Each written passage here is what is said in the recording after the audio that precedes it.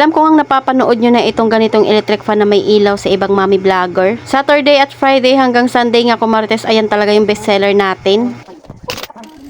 Nakapag-grocery na naman nga po ako ng dagdag paninda, pasensya na nga at paulit-ulit nga itong aking video dahil halos araw-araw nga ay namimili kami. Bumili nga rin po pala ako ng milk tea at meron nga rin po ako pagbibigyan yan. Kaya medyo marami nga po yung aking mga binili. Pagkatapos nga po dyan sa milk tea ay bumili nga rin po kami ng ulam. May bibigyan nga rin po ako niyan kumarites. Ito na nga lang din po yung ulam namin dahil hindi na nga po kami makapagluto. Madami din kasi talagang ginagawa sa araw-araw lalo na nga pag mayroon kang tindahan.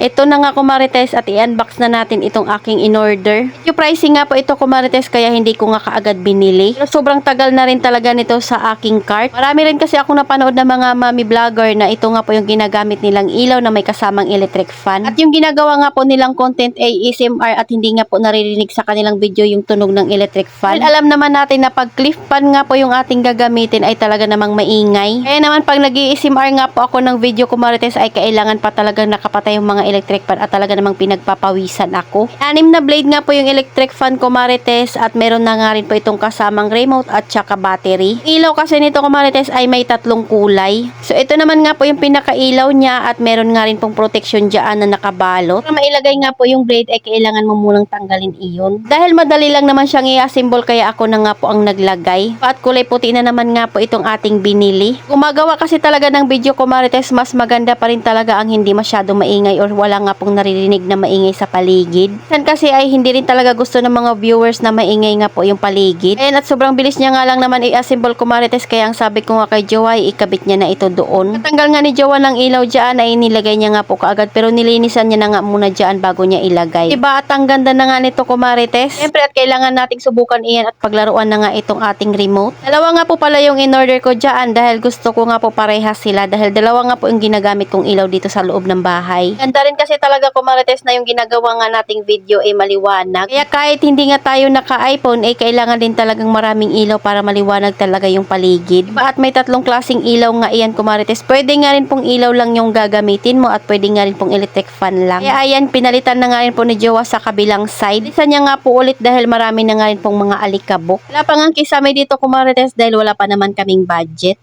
Kahit saan ka na nga pumesto dito sa baba namin ay maaabot ka na nga ng hangin. O diba at ang aliwanag nga rin po nito kumarites. So ayan naman nga po yung itsura niya pag dalawa nga po silang gagamitin parehas. Hindi mo nga rin pong gamitin yung isang remote lang at sabay sa kanilang dalawa. Kaya sabi ni Jowa pag gusto mo nga paganahin ng sabay yung remote ay pwede mo nga itapat sa kanilang dalawa. Tanggal nga po naming ilaw ang sabi ko ay ilagay niya nga po dito sa harap ng pintuan namin. Gayan nga po lang ilaw dyan kumarites pero wala nga pong nakalagay. Kapag meron nga pong pumili ng mga chichirya ay pwede na nga pong pailawin lang yung ilaw dyan. Diba talaga namang ang liwanag na ng bahay namin. So ito naman nga po yung pinaka-itsura dito sa labas ng tindahan namin. Hindi nga lang talaga siya masyadong makita sa camera ko kumarites pero ang liwanag talaga dyan sa loob at labas. Gamit na gamit nga po itong bahay namin na mayroong tindahan. Ko na nga po itong aming mga napamili para naman nga po ay mabilis nga lang siya mai-display at kuha na nga lang ng kuha. Hindi mo na nga kailangan kalkalin doon sa pinaka-karton niya. 25. 125 ilan? 4 na piraso. 3? 375. Plus 5 piso mintos. 380. 4. Plus 125. 505. Kasama yung mintos. Nakang sahod ah.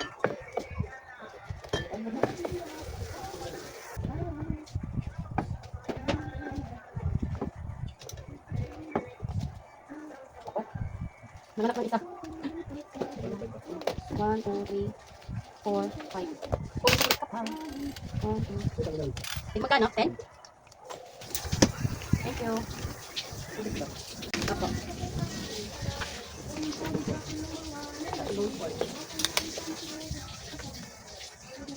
Apo. 8 times 3 plus 2 less 6.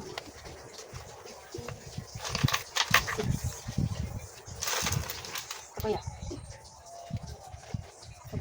O diba at wala na nga kayong narinig kumarites na maingay habang ako nga po ay nagbebenta dyan. So ayun lang muna kumarites. Salamat sa panonood. Follow for more. God bless us. At sana i-share nyo na nga rin po itong aking video.